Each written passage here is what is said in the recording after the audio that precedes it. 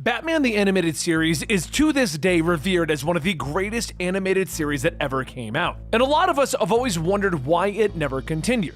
Well, eventually, DC got around to doing a true continuation of it in the form of a comic book, exploring a lot of modern-day Batman ideas and how they would appear in the animated series, such as Deathstroke, Red Hood, and these various characters. A long time ago, we covered each of the individual arcs involved in this storyline, and today I want to bring you the full story of that. You see, we're Comicstorian. I do audio dramas of your favorite comic books. We give you like an audio narration of all the cool stuff happening within the world of comics. And today we're going to bring you one of our full story series, which is just us combining the playlist for you. So today is Batman: The Adventure Continues.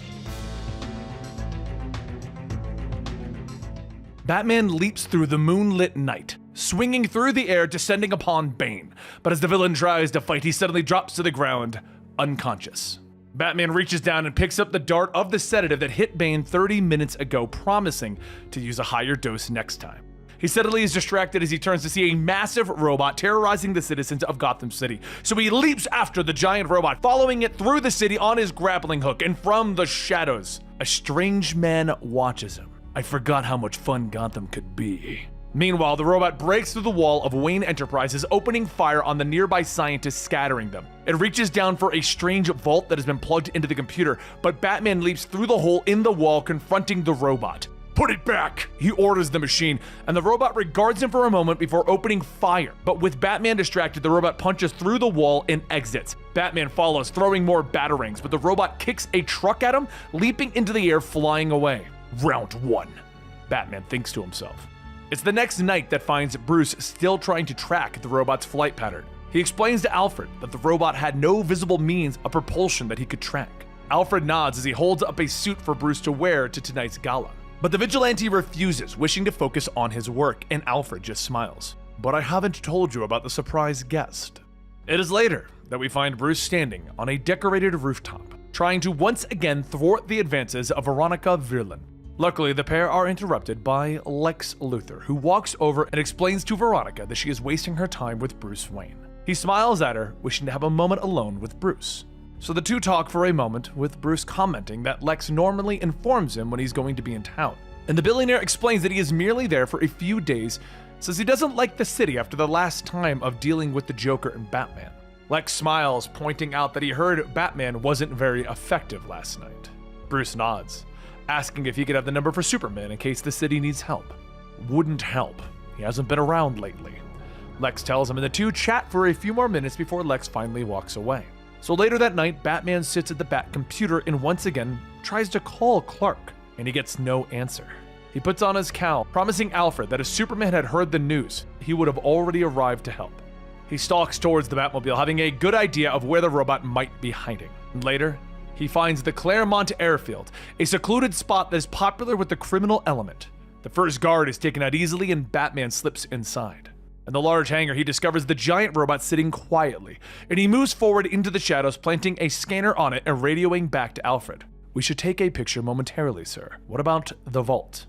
Alfred asks, and Batman finds it nearby, commenting that he has almost cracked it. But an energy blast hits him from behind, and Batman is thrown away. Lex stalks forward in his new power armor, grabbing Batman by the throat, lifting him into the air. Of all the gin joints in the world, Batman, why do you keep walking into mine? Lex smiles, promising Batman that Superman won't save him this time. The vault suddenly ticks as the code is broken and it slides open, revealing the head of Brainiac. Hear that? It's the sound of the future, Batman. He continues to crush Batman's windpipe as the Dark Knight tries to explain that Wayne's people already went over Brainiac's head. They found it to be wiped clean. That Brainiac has uploaded his mind somewhere else, but Lex backhands him, pulling Batman close and explaining that even if there are fragments of Brainiac's mind within the head, I can rebuild him.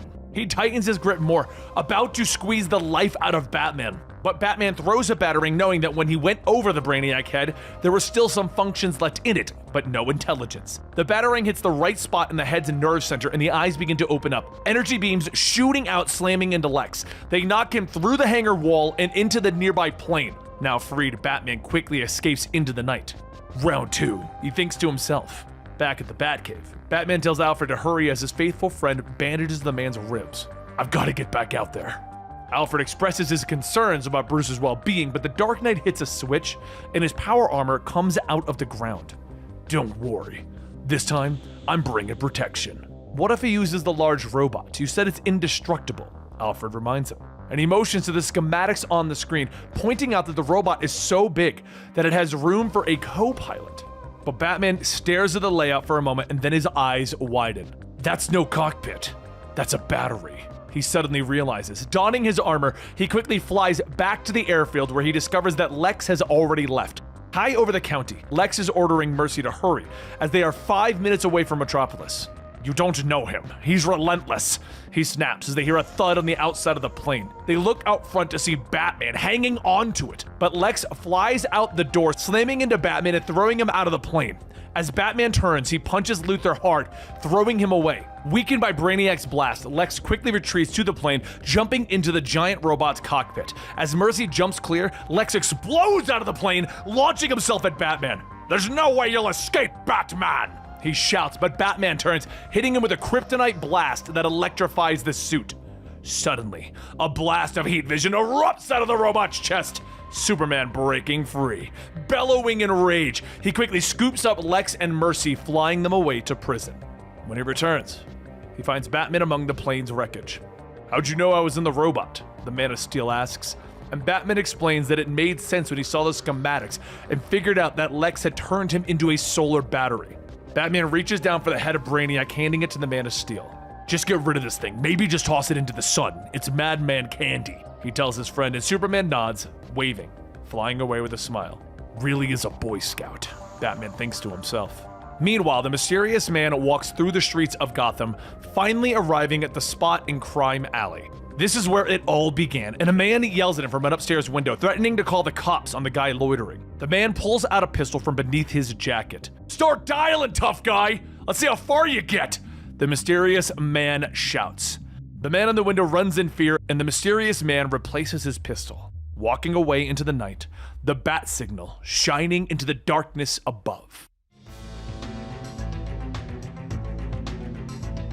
A mysterious man walks down the streets of Gotham, ignoring the crime that passes by, because he has a goal tonight. He leaps up on the fire escape, climbing to the roof of a nearby building, and in the streets below, Batman, Batgirl, and the new Robin fight against the raving Clayface. The monster shouts how he won't allow one of his classic movies to be remade. The Bat family surrounds him, and Clayface manages to split into two, with Batman dealing with one of them as Batgirl and Robin chase the other into a nearby alleyway. The mysterious man watching, though, shifts his position, choosing to watch Batgirl and Robin. He notes the younger hero's anger, something that might both help and hinder him. And as Robin gets too close, Clayface double wraps a tentacle around him, lifting him into the air. Suddenly, our new hero leaps from the nearby rooftop. Looks like you could use a hand, or two, Deathstroke shouts as he brings a sword down, slashing through Clayface. He swings again, cutting off the villain's arm, and as Clayface tries to yell, he suddenly spins, falling to the ground. Fast-acting sedative. He'll wake up in 6 hours with nothing more than a bad headache. If Mud can have a headache, of course. Deathstroke helps Robin to his feet, and Batman interrupts them. Deathstroke. That's the codename I've heard associated with a mercenary that matches your description. I think you'd be the first to advocate using a fear-inducing title, Batman, Deathstroke says to the Dark Knight. And with those words, he backflips away, landing on a speeding van. Robin is in awe, and then he turns around as his eyes widen with embarrassment. Okay, he was awesome, Robin tells them. The next night, as Batgirl finishes dealing with another villain, she returns to her motorcycle to discover Deathstroke relaxing on the seat. He congratulates her for defeating Roxy so easily, and she turns to him. If you're looking for an autograph, I don't sign them. Batgirl tells him as she jumps onto her bike, and Deathstroke realizes that the woman doesn't trust him. So, he removes his mask, hoping that revealing his face will gain some trust out of her. He tells her that he admires her and Robin's skill, believing that Batman has trained them both well. But there is far more work outside of Gotham for her and Robin. I'm fine where I am. Are you? For example, are you aware that you're being watched? He asks as he motions to the rooftop where the mysterious stranger is watching. He knows. He knows. The man gasps as he looks at them, quickly turning and leaping into the shadows. The next morning, the family sit around the breakfast table as Barbara tells them about Deathstroke and the mysterious stranger. With Deathstroke, stay away from him until I learn more, Bruce orders them. Meanwhile, in the middle of the city, Deathstroke is leaping through the skylight, moving against the training dummies quickly and firing his pistol, taking out a few with his sword. But he misses one, and his partner Sonny manages to shoot it. With training done, he congratulates her on the plan to use Clayface to draw the Bat family out. However, we aren't the only ones with eyes on Batman and his team, as Deathstroke explains the mysterious man. She asks if he knows who it is, but Deathstroke shakes his head, commenting that there's always room for one more on the kill list, whirling and stabbing his sword into the dummy of Batman nearby. The next night, Robin speeds down the road on his motorcycle, complaining to Alfred that Batman decided to pull the curfew cord when they were going after the Wonderland gang. Alfred reminds him that it is a school night, so Robin looks up to see Deathstroke leaping across the rooftops. He promises Alfred he'll be right home, and screeches off down the road. As Deathstroke is descending into the darkness of Gotham's zoo, Robin calls out, "What, you like bugs so much you couldn't wait until opening hours?" Deathstroke turns, congratulating the boy for getting the drop on him. "But next time you might want to lead with a weapon instead of a quip, if you're serious about defeating your enemy." Slade informs him, so Robin jumps down, questioning if they are enemies. "Allies. You've inserted yourself into my business here, so you're under my protection tonight."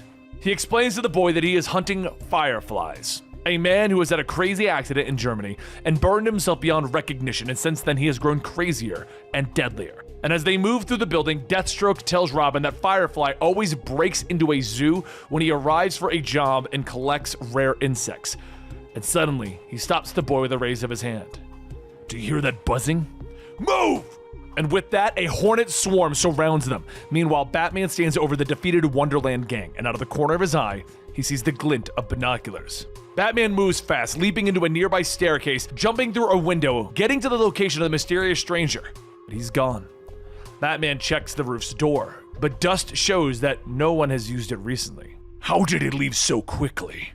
Batman wonders to himself. But back at the zoo, Robin and Deathstroke continue to leap away from the swarming hornets. Robin has an idea, pulling off his cape, swirling it around, grabbing the hornets in the fabric. He then leaps down, grabbing the nearby fire extinguisher, blasting the hornets with it, making them too heavy to fly. Not bad, though you might want to think of a more permanent solution next time. But as Deathstroke tells him that, they're interrupted by a blast of fire that hits the ground between them.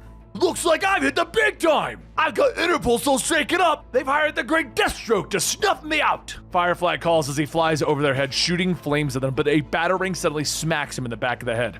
Hey, over here, hot stuff! Robin shouts, and Firefly turns on him, readying the flamethrower, but Deathstroke leaps, slashing the weapon out of his hands. As the gun drops, Robin moves in for the attack. Without his weapon, he's an iceberg, he calls to Deathstroke, but the merc tries to warn him as Firefly opens the mouth of his helmet. Let the kid learn for himself. Call it a baptism by fire. Firefly calls as he begins to breathe fire on the pair of them.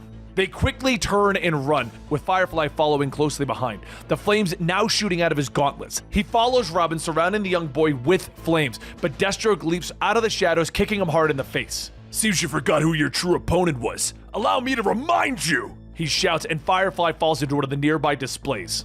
As Deathstroke turns to see Robin having trouble breathing in all the flames and smoke. Time to get out of the sauna, old man! Hold on! Deathstroke says as he leaps through the air, grabbing the boy, carrying him to safety. He gets him to safety, telling him to stay put until he gets help, and then he draws his sword, stepping out to fight. The sprinkler system goes on and begins to shower them both, but the flames of Firefly refuse to go out. The room suddenly fills with smoke, and Batman leaps down into the skylight, his infrared mask easily picking up Firefly's heat signature.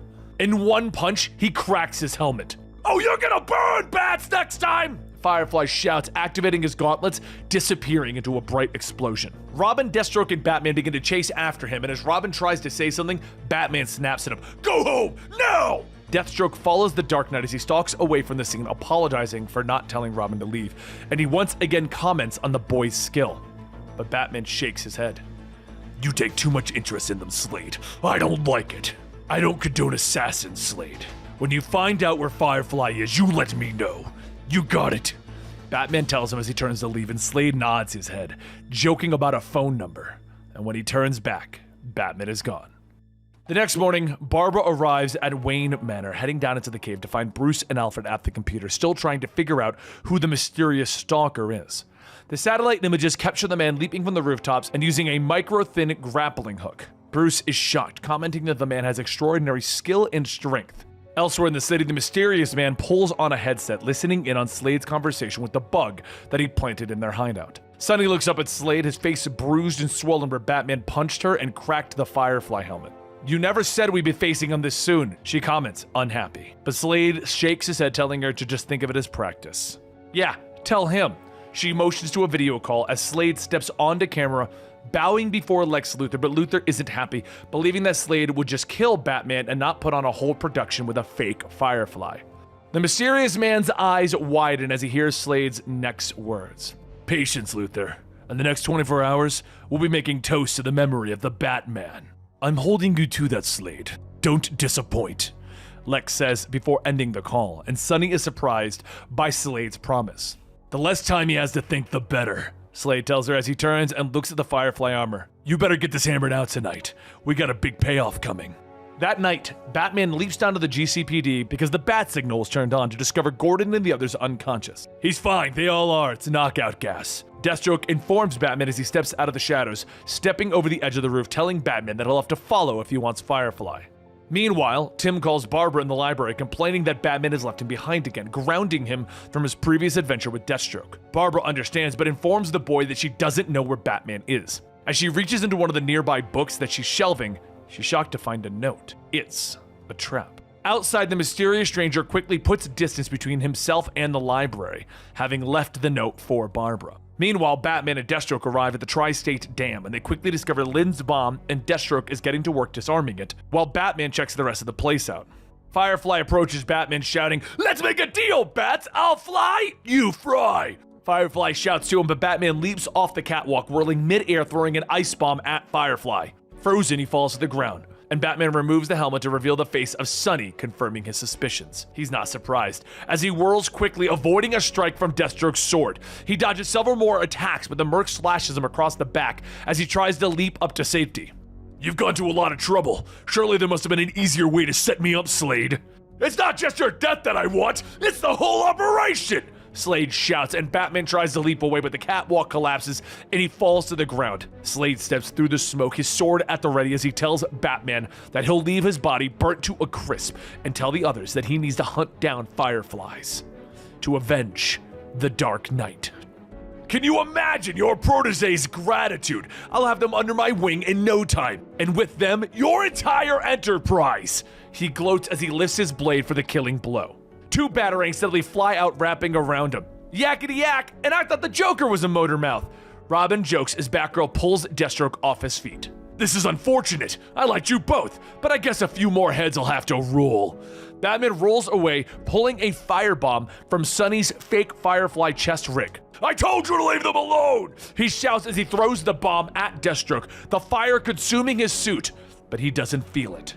You've only made me more menacing, Batman! But Batman knows that it's heating up inside as Deathstroke tries to strike his blade, creating a blinding light that he tries to use as his escape. But Batman tosses a fire extinguisher, knocking Deathstroke out cold. As he lays on the ground, Batman picks it up and puts out the burning Merc. Later in the Batcave, Bruce gets up from where Alfred bandages him, questioning whether Barbara found any prints on the note that was left. She shakes her head, still surprised that this man is staying one step ahead of them. The question is, what does he want? And why the cat and mouse game? Who is our mysterious man? Batman gives chase as Catwoman leaps off of the rooftop, wondering whether Tim is right, and he chases her for longer than he really needs to. But as he manages to grab the jewels that she stole away from her, Selina turns, blowing him a kiss, continuing to run. She doesn't get far though, as a bolo wraps around her body, and as she begins to fall, a new mass hero leaps out, catching her. Batman quickly follows, hooking his grappling hook to a water tower and leaping after them, but the stranger draws a flaming sword, cutting through the water tower supports. Batman begins to fall again, but manages to catch himself and swing away. In the nearby alleyway, the stranger drops Catwoman to the floor. Who are you? A substitute member of the Bat Gang, or just a wannabe? She asks, and the masked man lowers his flaming blade to her. I am of the Order of Saint Dumas. Where is the shawl? He demands, and suddenly a batarang is thrown, knocking the sword out of the warrior's hand. He leaps at Batman, punching him, demanding that he stay away. But Batman dodges, and the two begin to trade blows back and forth again. Suddenly, Batman throws down a smoke bomb, forcing the warrior to run as he begins to cough. You are always a trickster! Next time! Batman returns to Catwoman with her brushing him off, and he takes her hand. It's a vengeful god who rules the Order of Saint Dumas. You better tell me, Otherwise, there will be no rest for you. He pulls her in close, asking her, "Trust me." And she finally agrees. So a short amount of time passes, and Batman stands by while the GCPD takes her in, promising to put a guard on her when suddenly his comms buzz and Alfred's voice fills the air. "Pardon me, sir, but your presence is requested at home as soon as possible." When he arrives, he finds Jean-Paul Valley there, an old associate and friend from when he trained with the monks at St. Dumas. So Jean-Paul removes the Azrael mask and he explains that he is scouring the city for the shawl of Lady Magdalene, and he thought that the costume and armor would make the criminal element fear him. They discuss it for a little while about how Azrael thinks that Catwoman is working with the enemy. But what's decided is that Bruce and Alfred will make a Bat ally suit of armor for him, so he looks like an ally, not an enemy. The two of them then find themselves in front of Oswald Cobblepot, aka the Penguin, with Batman growling at him. "All I want is the shawl, Penguin." But Penguin shakes his head, explaining that he only acted as a middleman and the shawl itself is already gone. As they begin to get just a little rough with the Penguin, he calls in one of his goons who steps in and reaches for the two Dark Knights. The strange, large Birdman picks them both up, squawking his delight. "First week on the job and I'm icing Batman and this loser! Looks like I've got a bonus coming," Mr. Wing shouts. But both Batman and Azrael kick out, hitting the man in the stomach, knocking him down. "You take out the Birdman, Cobblepot is mine," Azrael shouts as he begins to give chase to the Penguin. Batman doesn't waste any time, quickly dispatching the large enemy and then rushing out to see what's going on. And that's when he finds Azrael holding a bloody Penguin over the edge of a building. "He was most cooperative," Azrael tells Batman. "Though, of course, since he was Catwoman's employer, the order demands that he must suffer in her place." And with that, Azrael lets Penguin go. He plummets through the air but is quickly caught by Batman, and when he turns back, Azrael himself is gone. He rushes down to the Batmobile and begins to search for Azrael, knowing that by the time Penguin is able to inform him of where Azrael went, it'll be too late. But at that moment, Alfred chimes in, informing Batman that there's been a grave robbery that might interest him. Later on, Azrael is slipping through the shadows of an Iceland skating rink and finds the shawl draped over a female body. Clearly, my quarry knew of its power, but not of its limitations. At that moment, a blast of icy rays hits the wall near him. "I should have known." "I understand your grief, friend," Azrael tries to tell Mr. Freeze, realizing that Victor had cured Nora for a time, but her disease came back and ravaged her body once more. "I don't need tears, holy man. I need the shawl." He ignores Azrael's words about how the shawl won't heal dead bodies. "I won't lose her again!" And he raises his weapon, blasting Azrael, freezing him in place. Shortly after, Batman slips into the closed rink, finding a frozen Azrael in the shadows. But Freeze is suddenly behind him, shooting his ice rays. Batman whirls, kicking over the table that Nora's body lies on, and Freeze shouts, reaching for his wife's body. Anger flashes across his face as he vows to make Batman pay, but the Dark Knight throws a batarang that lodges into his helmet. It slowly begins to vibrate faster and faster, cracking the glass and shattering it, and Freeze screams out as warm air touches his skin. But Batman picks up the freeze ray, encasing Mr. Freeze's head in ice, saving him. He uses the same trick to bust Azrael out of the ice, but finds that his former friend's pulse is almost non-existent. He turns, seeing the shawl that is said to have these healing abilities that Batman doesn't believe in, but he has no choice, grabbing it and wrapping it around a former ally. Later, at the Church of St. Dumas, Batman lights a candle for Freeze and Nora. "You surprise me, Bruce. There's a passion behind the grim facade that you've adopted. One might almost call it saintly." Jean-Paul notes as he walks across the church to return the shawl to its rightful place. "I owe my life to you, and the shawl, of course." The two turn and they walk out of the church, with Jean-Paul promising that he won't be as impulsive next time. "If you need me, just call." Elsewhere in the city, our mysterious stranger is looking through his binoculars, watching the Joker play solitaire in his secret hideout. In the deep city of Gotham, a mysterious stranger is looking through his binoculars, watching the Joker play solitaire in his secret hideout. But the Joker glances out the window before turning back to his newest thug, the super soldier known as the Straight Man.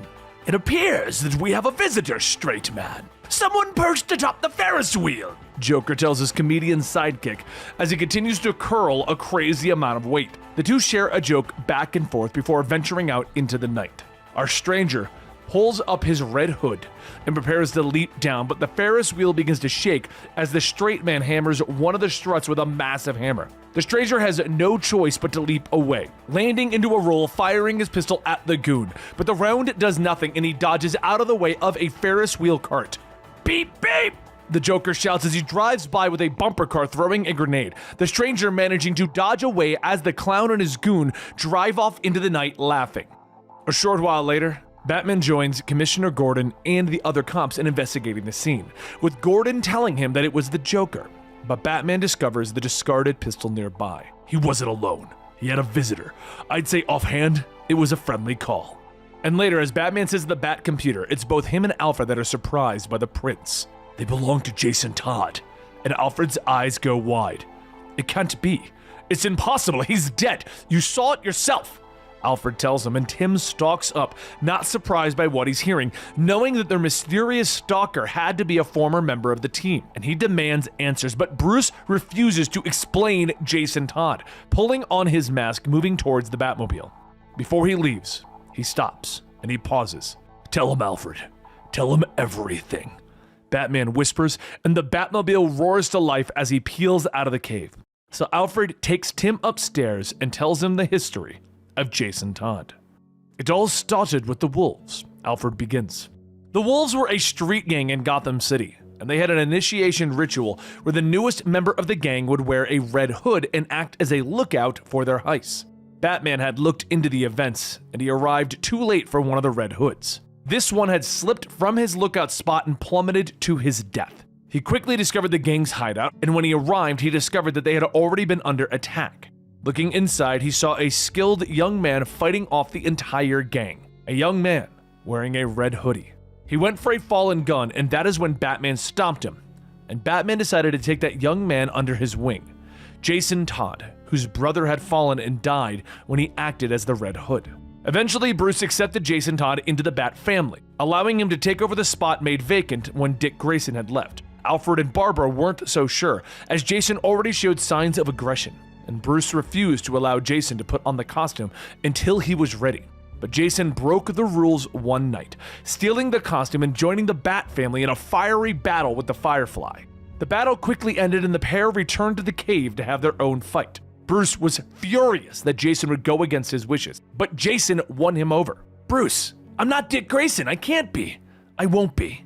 I'm Jason Todd, and I swear that I'll work to honor the trust that you've put in me.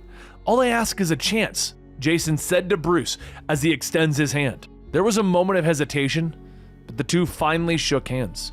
Things started well enough, but Alfred continues to tell Tim that Jason seemed to enjoy doling out punishment on the more devious of the Batman rogues, things finally coming to head on Halloween night.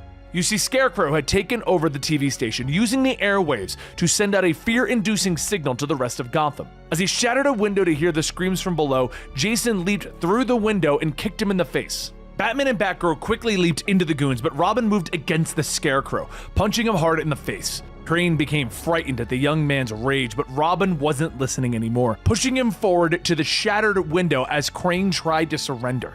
Since you like to scream so much, we'll let them hear you all over the town, Robin shouted as he punched Crane out the window, with the villain plummeting to the city below. But he stopped short as Batman caught him with a grappling hook. You could have killed him, Batman shouted at Robin after Scarecrow was safely brought back inside. One less oddball! Maybe now the creeps will know that we mean business, Robin snapped at Batman. Back in the cave, Alfred tried to talk some sense into Bruce, knowing that Jason was dangerous. And Bruce finally agreed, not aware that Jason was listening to them.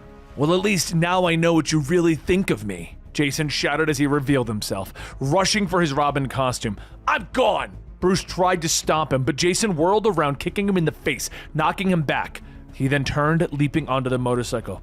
You never trusted me, any of you, he shouted as he roared off into the night. And you never saw him again? Tim asks Alfred, the man nodding, explaining that Bruce had one last confrontation with Jason Todd. Meanwhile, back in the city, Batman steps through the darkened door of the Wolves' old bar. World's greatest detective. Took you longer than I thought, but I knew you'd figure it out eventually. First place we met. It's no Wayne Manor, but sentimental value. You know, Jason told him from the shadows. What happened? Where have you been? Batman asked him and Jason nodded, telling him, I took some time off. I found myself. After recovering from massive blood loss and trauma, of course. He turns around, revealing himself. I also worked on a new look. He begins to show Batman his Red Hood uniform. Jason, come home. I'm so sorry for everything that happened. I'll do anything to make it right. Extending his hand, asking for the same trust that Jason once did.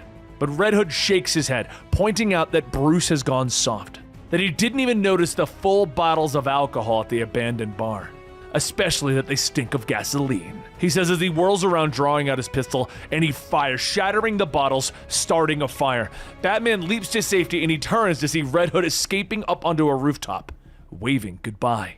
Batman moved through the city, finally arriving at Leslie Tompkins' clinic, and there he tells her that Jason is alive, and that he might come here. Emotionally, he's angrier than ever. I thought he might come to you. He always liked you, Batman tells her. Memories flashing through her mind, memories of patching up the young boy, of his wild spirit, and anger begins to fill her as she points at Batman. He was wild and you let him run wild. He wasn't just another runaway kid who disappeared into the night. He was your responsibility. Mine. Alfred's. All of ours. You made us culpable to what happened. She finally tells him to go and Batman retreats into the night. Meanwhile, back with Alfred, he continues the story, explaining that Jason began to work in the city alone, still wearing the Robin costume, but now he was barbaric and angry. He showed no restraint when dealing with Batman's rogues, and it would all come to head when he would use a gun on Killer Croc, putting the villain into the intensive care unit at Arkham for almost a full year. Batman continued to work to track him down, but Jason always seemed one step ahead.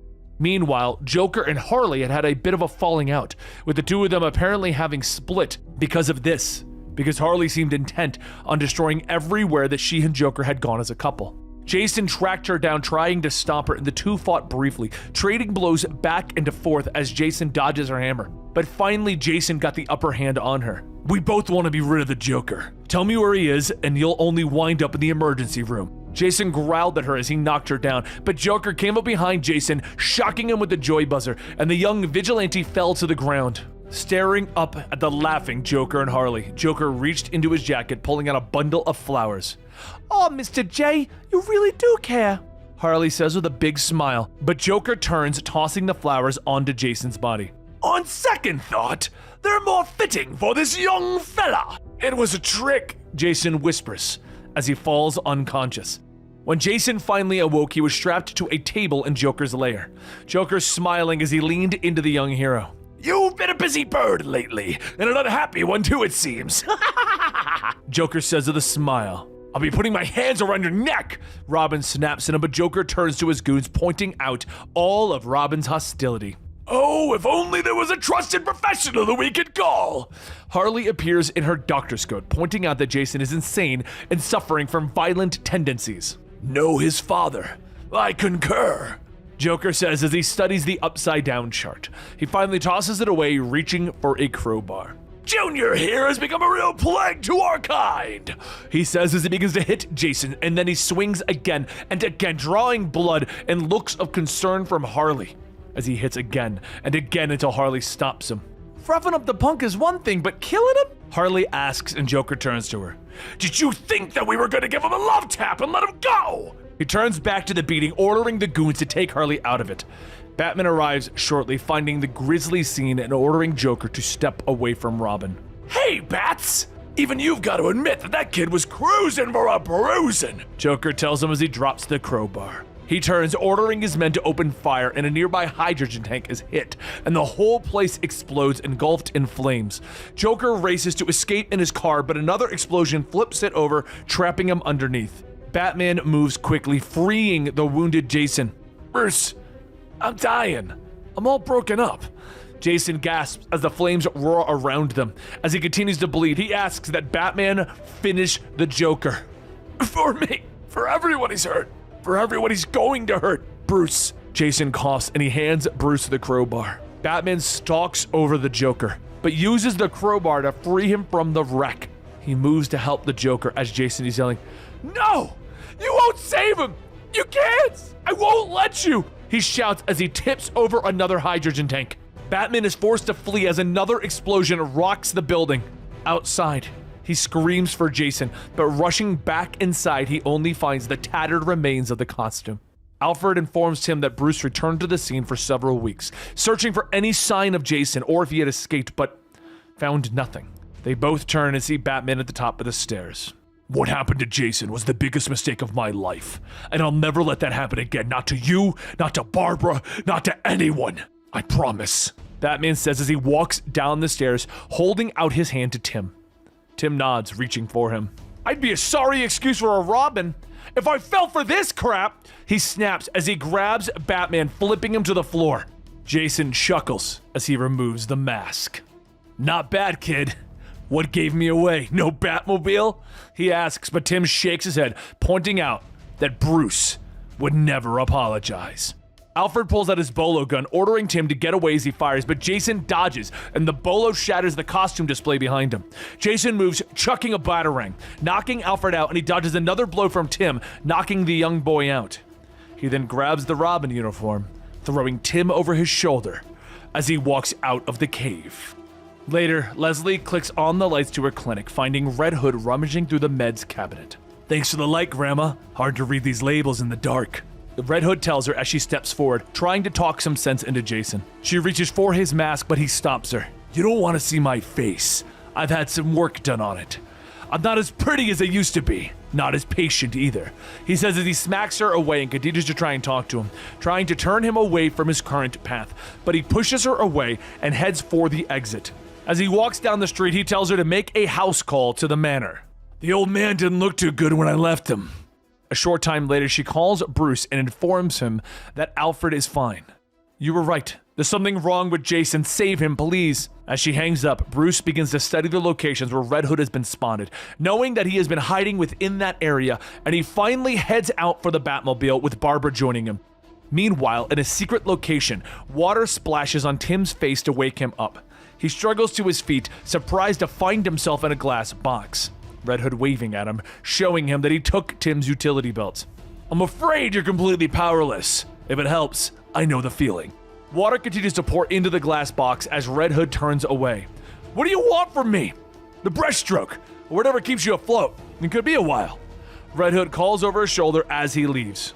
At the Iceberg Lounge, Joker sits with Penguin, asking for a little bit of money so that he can leave the city for a while. Don't kid, Joker. I know what's going on. You got a hitman on your tail, and he's getting close. So close that I'd like to see how it plays out. Poking the clown with his umbrella. But Joker smiles, snapping his fingers, motioning to Straight Man to ask Penguin again. But before the super soldier can move forward, the door bursts open to reveal Mr. Wing, and the two begin to fight, breaking through Penguin's office window and falling down into the nightclub below. As they slam into the floor, Straight Man manages to knock Mr. Wing out. What a team! We're like Abbott and Costello! Joker cheers, but a voice calls out from behind him. Except as always, you're the only one laughing. Joker turns as Red Hood leaps at him, firing sedative darts from his gun. He fires again and again into both Joker and Straight Man, leaping forward and kicking the goon from the ledge and onto the iceberg in the middle of the club. He whirls, throwing a grenade at the chandelier high above, allowing it to crash down on the goon. For a moment, Red Hood glares at the Penguin, reaching down, picking up the Joker, turning to leave. Tell Batman Red Hood was here. He should know where to find me. A short time later, Batman and Batgirl investigate the scene, with a very unhappy Penguin shouting in their ear the whole time. It's Barbara who notices the wet footprints, and Oswald does remember that Red Hood had a clammy smell to him. Of course. Batman gasps, rushing outside with Batgirl, explaining to her that Red Hood must have taken over Killer Croc's lair. But the woman doesn't respond as Batman turns to see that she has been hit by a dart. He gets into the Batmobile, pulling it out of her back, another dart hitting him in the chest as he looks up to see Jason in the sewer grate. My last shot, Batman. Just for you. Batman finally wakes up to see the smiling face of the Joker staring at him. Oh, there you are. Hi. Now get me out of here. Joker shouts at him as he holds up his cuffed hands.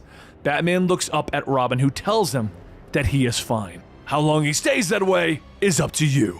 Red Hood tells him as he stalks down the stairs, nodding to their belt, asking if they should get to it before Robin drowns.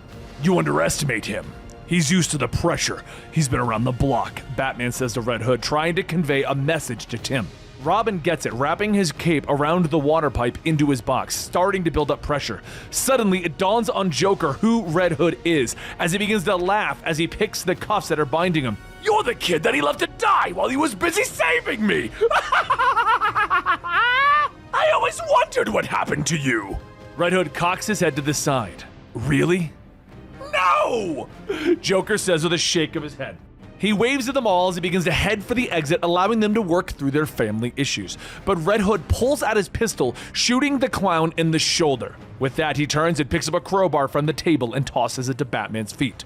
I'm going to give you one chance to fix this. The only way to make this right. Kill the clown the same way that he tried to kill me. Batman shakes his head. You know I won't. Red Hood points to the glass box, telling him that Robin will die, and there's no way to escape. For a weak, immature Robin, maybe. Joker clutches his shoulder. Wow! Quiet! Batman says over his shoulder, but Red Hood isn't done, tossing the Joker his gun, telling him to shoot at Batman so that he can kill him in self-defense. But Joker tosses back the gun. Forcing me and Bats to fight? Nah, ain't no joke in that, bucko! He tells him, laughing at the Red Hood, telling him, this'll never work! If Red Hood shoots the Joker, Batman will take him in and the GCPD will unmask him, which will allow them to figure out who Batman really is. He continues to laugh at the joke of all of it, but stops when he hears beeping in his pocket. Oops, forgot about this thing, he says as he pulls the tracker out of his pocket, and Straight Man suddenly springs out of the water, destroying the chamber around them. Planting that homing device in your head was such a good idea! Joker cheers as he grabs the gun, preparing to shoot the pinned Red Hood in the head, but Robin suddenly is behind him, clunking him on the back of the head with a discarded crowbar. He tosses it to Batman, allowing the hero to smack the Straight Man away. But the goon throws him into the wall, with Batman avoiding another punch. The wall cracks and the debris begin to knock the Straight Man away, sending him and the Joker flying away in a torrent of water.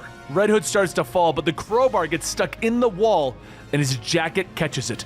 Batman reaches out for him, but Jason removes his mask. Bruce, you just don't know how to let me go. Batman tells him that he never will, that he should have come back with him. For how long? Till I can't live up to your code again? Robin calls to Batman as the place is crumbling around them, and Jason nods, ripping his jacket. Save the Robin who needs you, he calls to Bruce as he plummets into the water below. The ceiling explodes and Batgirl reveals herself to them, calling for them to hurry. A short time later, they all stand on the pier, looking out over the bay as the Bat drones search for any sign of Jason Todd. No sign of the Joker or Straight Man, and no sign of Jason either. Batgirl tells him, and Batman looks at them, wondering if he made the same mistake with them that he did with Jason, bringing them into this dangerous life. Jason made his choice, just like we have. And we're not going anywhere, both Batgirl and Robin tell him. Later, Jason opens his eyes to see Slade Wilson and Sonny looking down at him. Slade smiles, telling him that he needs to rest, that he has great potential. If it's a safe home you're looking for, look no further. Often, a new family will appear when you need it most. Deathstroke tells him, before leaving Jason alone with his thoughts. The blimp flies over the dark Gotham night as Scarface gets over the radio. He informs the GCPD that if they don't have the money, they're gonna make Gotham look like Chernobyl. If you set off that bomb, you'll kill yourself, Scarface, Gordon points out, but Scarface just laughs, pointing out that he has a chopper incoming. I can see it now! The dummy laughs, and the ventriloquist points out the window.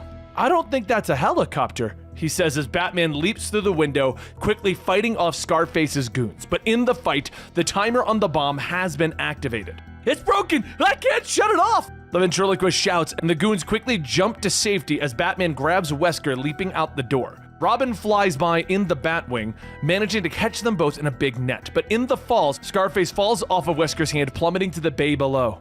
You butterfinger jabroni! He shouts to Wesker as he falls. It's later that Bullock interrogates Wesker, demanding to know where the rest of the explosions that they stole are being hidden. But Wesker just shakes his head, telling him that Mr. Scarface never let him know those details. He thinks I get too nervous sometimes, he explains to Bullock, who gets angry grabbing him. Renee Montoya interrupts them as she walks in, holding the Scarface puppet that they found in the bay. Bullock cheers, grabbing it, throwing it to Wesker, telling him to put it on. Hey, what are you doing here, ratting me out to the cops? Scarface demands of Wesker after he puts on the puppet. And Bullock steps forward, demanding to know answers, only getting the puppet punching him across the face as a response. Batman finally bursts into the room and removes Scarface, with Wesker finally being sent to Arkham Asylum. Months pass and Christmas is fast approaching, with Wesker's release papers finally being signed, giving him a clean bill of health. Elsewhere in the city, Harley shoots another bulb off the Christmas tree, complaining to Poison Ivy that she's bored, and that they should throw a Christmas party for all of their friends, though she's hesitant. Ivy finally agrees as long as Harley doesn't invite any ex-boyfriends. Snow begins to fall in the city as Wesker walks through the bustling streets of Gotham at Christmas time. He passes a store window, jumping when he thinks he sees Scarface looking back at him, but the toy elves just continue their work. Dear me, I've got to take my medication, Wesker realizes as he walks away. The elves gently whisper, "Dummy," turning their heads. Above him, Batman and Robin continue to watch the parolee, with Batman telling the young sidekick that they'll keep an eye on him. Holidays can put undue stress on people who live isolated lives. The cops have never located Scarface's stockpile of explosives, he says as they swing away into the night. Meanwhile, Joker isn't happy as he's looking at his computer screen, finding invitations for Harley's party in her hacked emails. She asked everybody but me! Even asked Albert Wesker for crying out loud, he shouts as he shoots his laptop, but he starts to laugh as Straight Man looks at him. Wait a minute, that could work! He says with a smile as he begins to laugh with maniacal glee. The next night, Batman and Robin are at Arkham Asylum, where the doctor explains to them that Straight Man broke in, knocked around the guards and stole Scarface right out of the evidence room. Batman and Robin turn to leave. Joker wants the dummy for reasons of his own. I'm hoping those plans don't involve Albert Wesker. But when they find themselves outside of Wesker's apartment, they see the former criminal almost looks happy as he's wrapping a present and heading for the door. Seems like he's gonna spend time on Christmas Eve with family or friends? Or Robin begins, but then the drone sees Harley's invitation on Wesker's computer screen. Oh, you're not gonna like this, he says as he shows Batman the screen. Batman's eyes narrow. I don't, he growls. At the Iceberg Lounge, Harley meets Albert with a kiss on the cheek. She leads him down into the club, where Gotham's worst villains gather to spend the holidays together. Feel free to mingle. I even invited my friends from work, Harley tells him, and Wesker puts his present under the tree and begins to mingle with the rest of the criminals.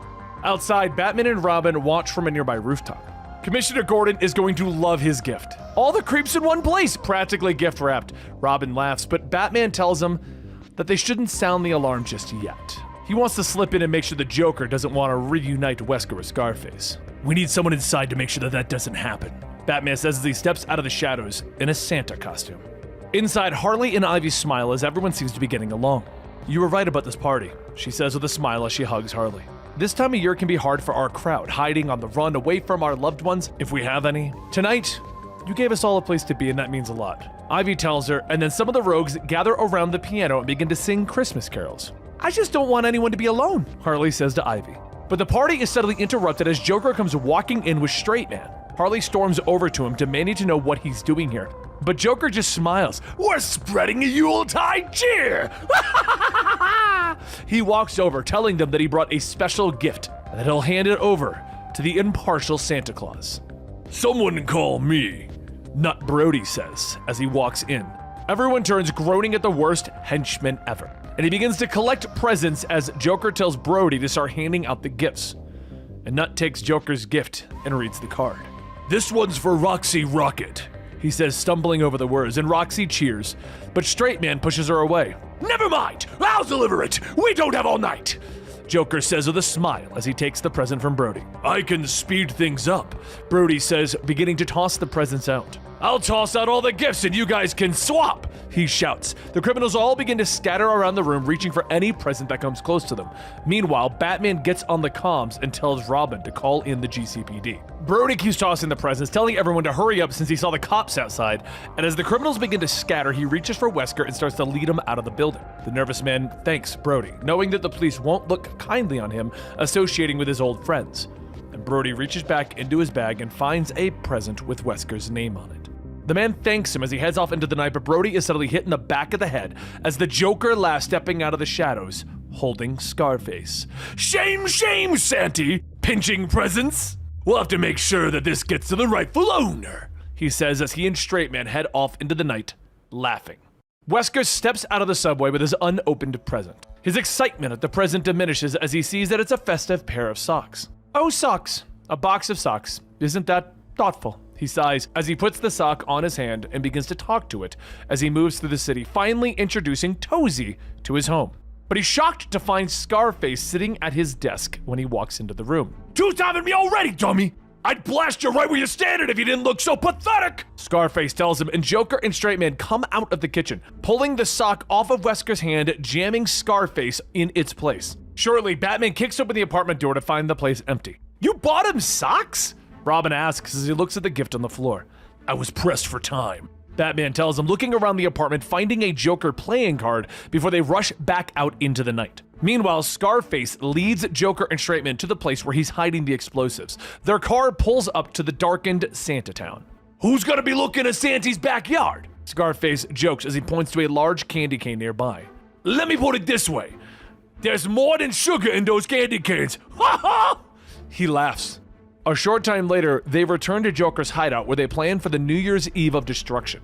Albert Wesker is nervous, believing that they should lay low, but the Joker just laughs, telling the pair that they can stay with him. And then a few days later, on New Year's Eve, Batman and Robin stand on the snowy rooftop of the GCPD with Commissioner Gordon. "All I can tell you is that every lead on the Joker went nowhere. We have yet to hear from him or Scarface," he tells the dynamic duo, and Batman nods, but knows that Joker will make his move when the ball drops. Then his comms buzz and Alfred gets on the line telling him that they've tracked down Poison Ivy and Harley Quinn. Harley walks into their apartment surprised to find Ivy tied up by Batman and Robin. "You and your stupid party, Harl." Ivy sighs and Batman stalks forward demanding to know where the Joker is, but Harley shakes her head telling the Dark Knight that she doesn't want anything to do with the Joker. "He can rot in that stinking ha-ha shoot." She begins to rant, but then she realizes that she gave it away. "Gee, Harls, that was fast even for you," Ivy tells her. When Batman and Robin arrive at the abandoned store, they find it completely empty. But Batman notices a subway ticket from the station near Wesker's apartment. They rush out as he tells Robin that he thinks that Wesker left it behind as a clue. "I sure hope so. It's only 45 minutes until midnight," Robin tells them as they head back into the snow. At the station, Joker, Straight Man, Wesker, and Scarface all load up onto their trolley car, the explosives all around them. Joker steps off, continuing to set the explosives on all of the support struts. And Scarface looks down at the clown, wondering about the ransom and how they're gonna get away.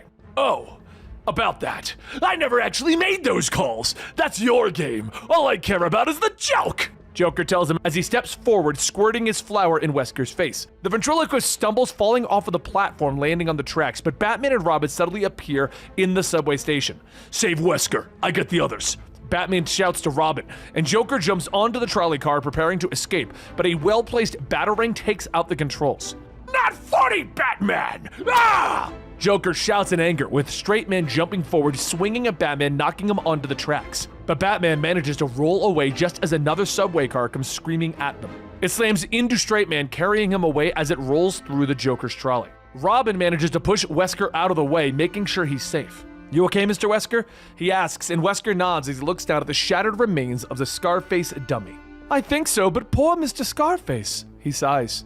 Batman and Robin lead him up to the street, and Batman explains that he called Gordon and told him where to find the Joker, and that they deactivated the bomb. "This is all my fault. If I hadn't let Mr. Scarface take over." Wesker begins, but as they reach the street, sounds of cheering and celebration of the new year meet their ears. Batman looks at him, telling him that the clue that he left behind is what allowed them to stop the Joker.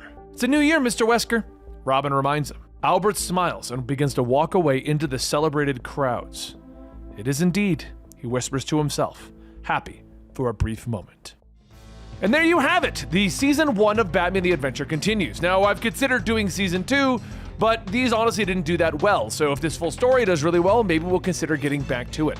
I hope you guys enjoyed this today, and I'll see you next time right here at Comicstorian.